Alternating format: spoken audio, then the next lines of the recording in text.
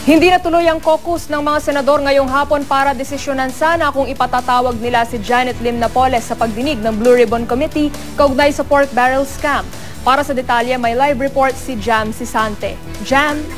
Yes, Trisha, ipinagpaliban muna ng Senate President Franklin Drilon yung pagsagawa ng caucus na dapat sana isasagawa nila ngayong hapon kung saan pagdedesisyonan nila sana kung ipapatawag ba para sa Senate Blue Ribbon Committee si Janet Lim Napoles. Sa isang memorandum o advisory na pinamigay sa Chief of Staff ng mga senador, sinabi ng opisina ni Drilon na ililipat na ang caucus sa Miyerkules, October 16, dahil merong mga miyembro ng Senado na hindi makakadalo sa caucus mamaya dahil may sakit sila o nasa official mission abroad.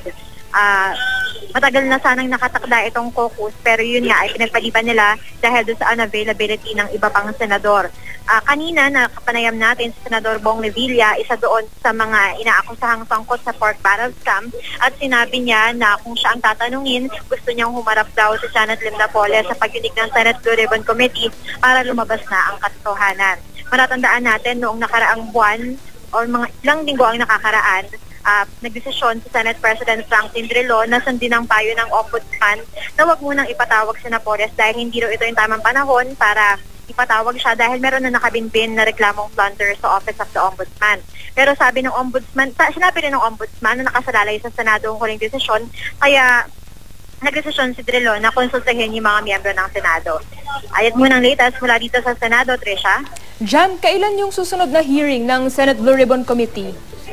Trisha, sa ngayon wala pang nasa-set na next hearing ng Senate Blue Ribbon Committee kasi ang hinihintay nga nung chairman ng Blue Ribbon Committee na si Senador P.J. Ginggona mapatawag na si Janet Lim Napoles. Yun ang hinihintay nila na testimonya. Kaya nakadepende pa yun dun sa magiging desisyon ng Senado sa isang caucus kung ipapatawag ba si Napoles o hindi.